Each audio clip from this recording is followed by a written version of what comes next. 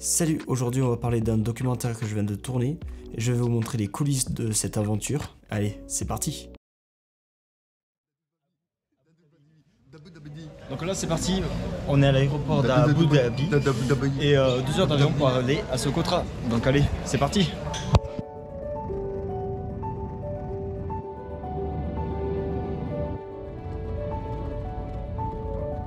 Dès que nous sommes arrivés sur l'île de Socotra, à la sortie de l'aéroport, nous avons déjà nos escortes avec le guide qui nous attendait devant. Donc on est direct grimpé dans les voitures pour partir à l'aventure. Et dès qu'on a quitté l'aéroport, j'ai pu voir une île très aride avec des bâtiments abîmés, une population assez pauvre. Donc ça me changeait complètement de la France. Au bout de quelques dizaines de minutes, le guide il nous arrête sur une plage où il y a plein de tanks enfoncés dans le sable au bord de la plage qui servaient en fait juste de canon en temps de guerre pour que l'île se protège contre les navires qui voulaient venir sur l'île. Puis après, nous sommes repartis et nous avons pu admirer la faune et les animaux qui vivent sur cette île. Donc pour ce documentaire, j'ai été équipé de ma FX30 avec le Tamrod 18300, le Victrox 23 mm 1.4 pour le stabilisateur, parce que le Tamrod ne marche pas sur le stabilisateur, le RS2 plus le porte-case et le MKE 600, et c'était un très bon combo, plus pour les interviews, les DJI mic. Là on devait marcher un peu pour aller voir un ermite qui vivait dans une grotte. À la rencontre de l'ermite, son accueil était très chaleureux, il nous a invités à manger avec lui et déguster son repas. Il nous a fait visiter sa grotte, et au coucher du soleil, nous sommes partis pêcher avec lui. Il nous a montré ses méthodes de pêche pour attraper les crabes, les poissons bulles,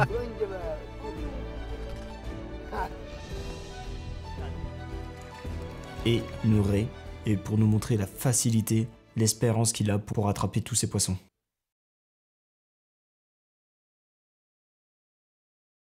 Dès le deuxième jour, on a pu voir où on a dormi le soir. Il faisait trop sombre pour voir bien la plage. Dès le matin, j'ai pu sortir le drone pour voir la magnifique plage où on était. Donc voilà, à Socotra. On est allé là-bas avec l'ermite à la grotte. Enfin, vous connaissez les plans. Et donc là, réveil depuis 6h, 5h du mat. C'est couché à 21h, 22h. Donc là, à peine réveillé, j'avais encore tout le bordel dans la valise. J'ai réparti tout mon matos. Donc c'est bon, le sac est fait maintenant, parce qu'avec l'avion et tout ça.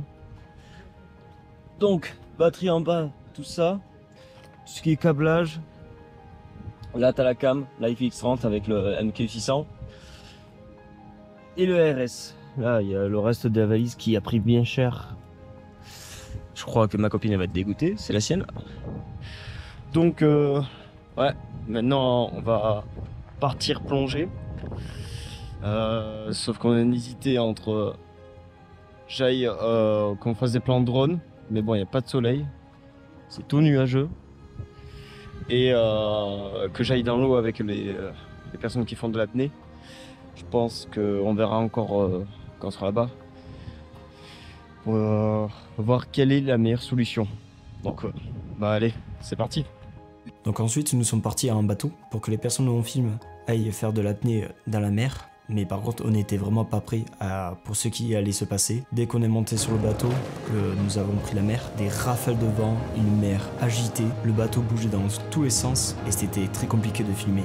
Et j'avais prévu de faire des plans sous l'eau avec la FX30 pour avoir des plans de meilleure qualité avec la FX30 comparé à une GoPro, que la qualité était bien meilleure avec la FX30. C'est une poche, j'ai réussi à aller sous l'eau, la FX30 n'a pas pris l'eau n'est pas rentrée. C'est sûr qu'un caisson sera toujours mieux que ça, c'est vraiment pas pratique, mais bon, j'avais que ça comme moyen pour faire des plans sous l'eau. À l'avenir, j'aimerais bien investir dans un caisson, ça sera bien mieux que ça, et surtout bien plus sécurisant. Voilà, c'est bon, on vient de rentrer du bateau, on a fait ça on est parti à quelle heure? 9h. Il est midi, on est mort, les caméras. Monte ton A7S. Oh tu. Ah son A7S rempli de sel et tout. Voilà cam. J'avais. Ah. Je l'avais mis dans ça pour aller dans l'eau et tout. Bon, ça a tenu. Mais putain, la galère, je sais même pas les plans. Ce que ça va donner. On est cramé par le soleil. Et on est mort. Et c'est que la moitié de la journée. Bien sûr, sur ce documentaire, l'organisation est vraiment minimum. Le matos est dans la voiture, on a besoin de vite l'avoir, donc il est un peu étalé dans toute la voiture. Dès qu'on a besoin de le prendre, on le prend. On a essayé d'organiser et de répartir le mieux possible notre matos pour qu'il soit accessible et rapide pour l'utiliser. Donc voilà, notre seule méthode pour charger nos batteries. Donc du Sony, voilà, DRS et du Portcase, c'est avec des panneaux solaires. Donc la moindre pause qu'on a, on est obligé de sortir les panneaux solaires et mettre à charger. Donc j'ai ma grosse Veloc qui ici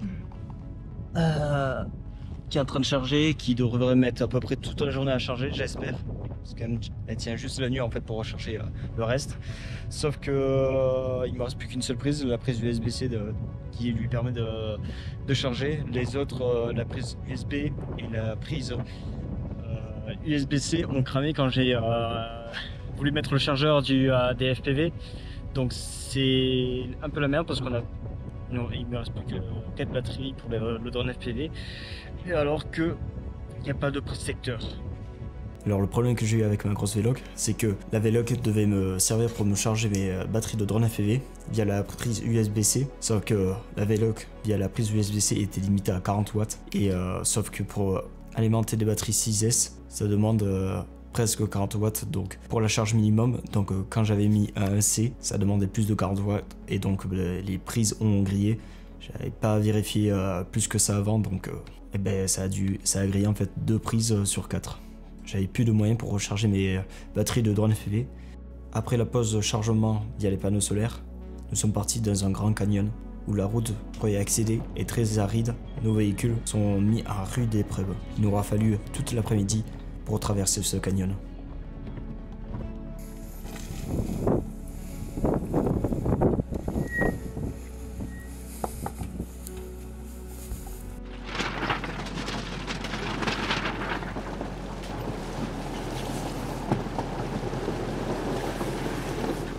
Pour le soir, nous avons eu le droit à un délicieux repas, à du homard et une petite salade qui nous permettait de récupérer toutes nos forces.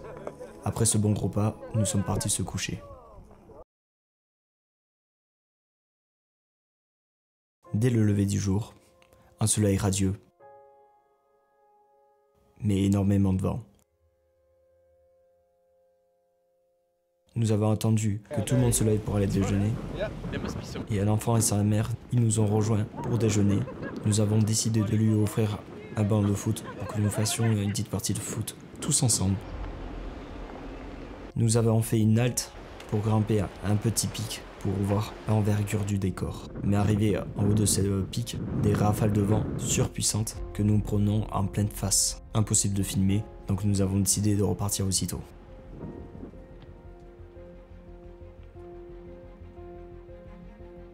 Puis arrivé en bas du canyon, où il y avait une rivière, où un musicien qui faisait de la flûte nous attendait pour faire une morceau de musique avec lui.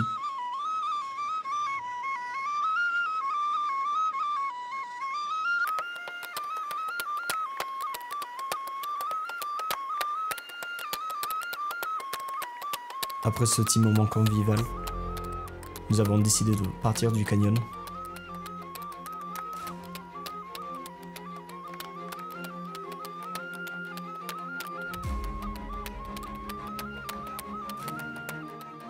Pour arriver près de la plage, où on voit une magnifique falaise, on a décidé de commencer à sortir le drone FPV, mais je me sentais pas très bien. Je fais mon plan près des falaises où il y a des vautours et tout ça, c'était magnifique.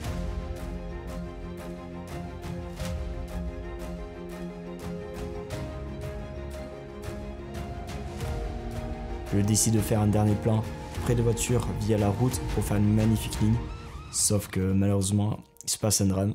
C'est que je t'ai caché juste derrière la portière de la voiture, Sauf que mon collègue Loïc tenait mon téléphone pour regarder le retour vidéo et le gars de l'escort lâche la porte et sauf qu'il y a énormément de vent là-bas.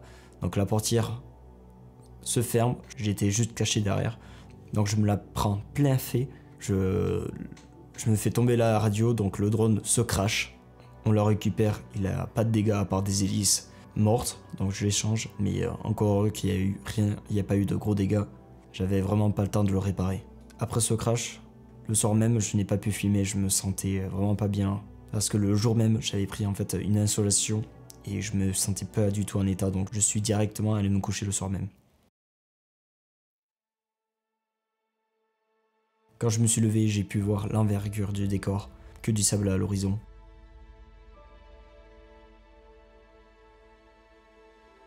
Où on voyait les crabes courir, la mer au loin. Comme d'habitude, nous avons fait notre petit déjeuner et nous avons repris la route pour aller dans une vallée.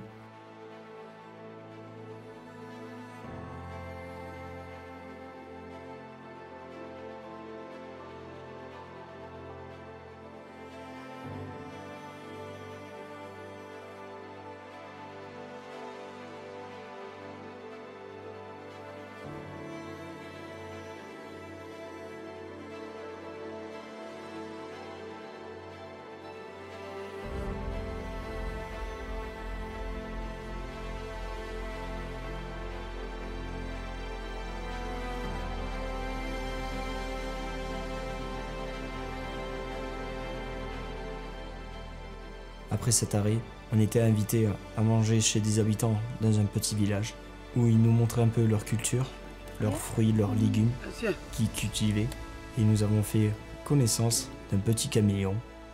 It's okay, you see? You only have friends here.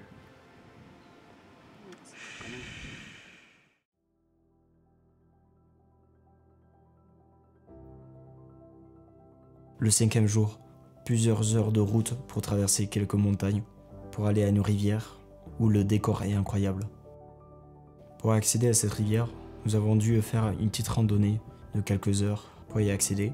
Mais lors de cette randonnée, il a commencé à pleuvoir, mais ça ne nous a pas arrêtés. On était trempés de A à Z. Bien sûr, les personnes qui font de l'apnée sont mis en tenue pour plonger. L'eau était si claire qu'on pouvait filmer et c'était magnifique.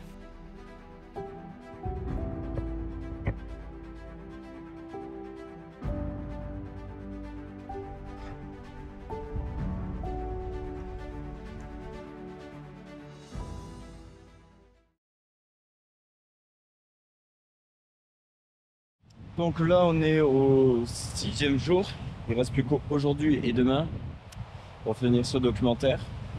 Donc là on se réveille à côté de la plage. Alors, on a un peu de soleil avec des nuages et aujourd'hui on a prévu logiquement que les mecs qui font de l'apnée qu'ils aillent dans les vagues pour différencier un peu d'habitude et d'aller à la dune qui est vers là, ouais c'est ça, vers là. Et donc un peu de plan de Mavic, de Insta360 capteur 1 pouce et un peu d'FPV parce que là on a pu remettre à charger les drones FPV, il y avait une prise secteur. Donc il y a possibilité de faire plus de drones FPV ces 2 derniers jours.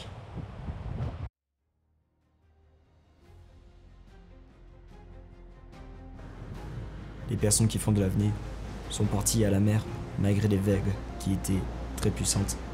Comment s'empêcher de faire des jolis plans quand on a une eau si belle et un décor si extraordinaire?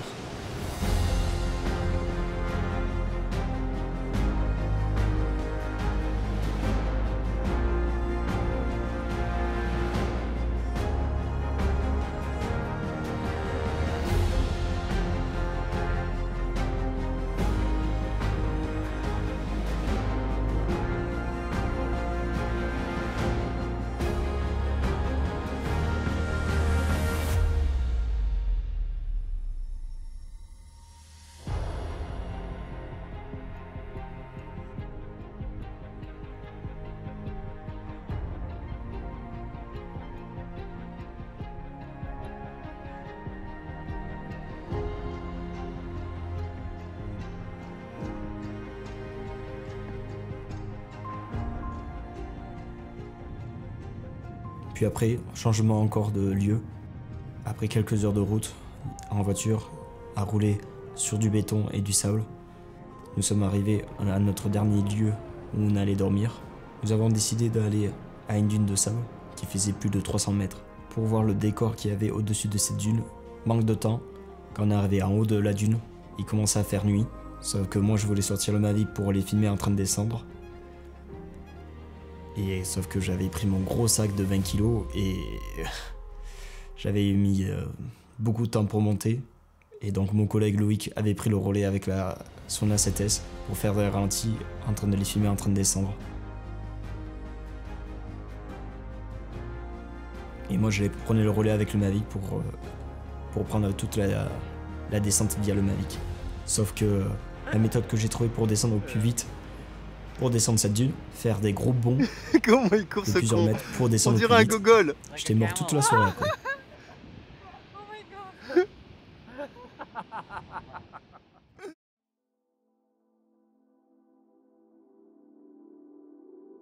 Pour le 7e jour et le dernier jour, un magnifique lever de soleil où tout le monde était fatigué, avait un peu de mal à sortir de sa tente. Mais on s'est tous retrouvés au déjeuner où on sentait que c'était la fin, qu'on allait garder des souvenirs inoubliables de cette aventure. De nouveau, nous sommes encore partis à l'aventure où on devait traverser une petite jungle.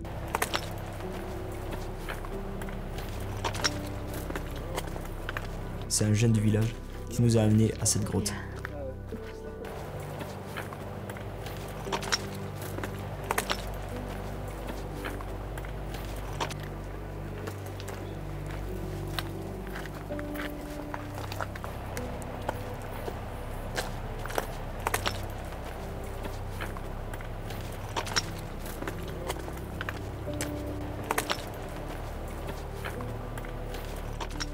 Pour visiter cette grotte, on avait prévu des torches pour éclairer la grotte. Nous avons passé plusieurs heures à observer cette grotte, à écouter et admirer les sculptures que la grotte nous faisait découvrir. Now it's time to hug.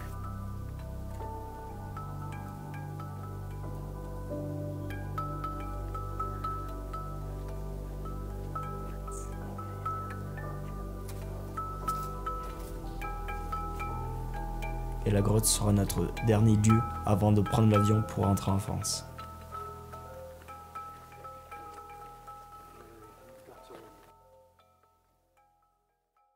Donc voilà, les coulisses de tournage que j'ai participé pour ce documentaire. On a eu des conditions assez rudes, vous avez pu voir qu'au fil des journées que physiquement j'en prenais plein la figure. Et même les conditions pour le matériel et surtout pour la captation sonore étaient compliquées. Parce que du début jusqu'à la fin du séjour, il y avait du vent comme pas possible. Et j'avais beau rajouter une grosse bonnette sur mon MKE 600, il n'arrêtait pas de prendre le vent. Donc ça a été très compliqué. On garde des souvenirs incroyables de cette aventure. Et j'ai hâte de pouvoir repartir sur des tournages comme ça. Parce que c'est incroyable à tourner. D'imaginer qu'il y a encore des pays qui sont aussi près de la nature et autant de brouillard dans la nature et même voir leurs méthodes, leur culture, des expériences uniques et il n'y a que lors de ces voyages qu'on peut s'en rendre compte. Après, malgré toutes ces conditions difficiles de tournage et tout ça, on est quand même heureux d'avoir pu ramener des magnifiques plans, des choses extraordinaires et surtout des souvenirs qui nous resteront gravés à jamais sur cette île parce que ce qu'on a vécu là-bas était extraordinaire. Donc voilà, si t'as aimé la vidéo, n'hésite pas à la liker, à t'abonner. Et sur ce, je te dis bon vol!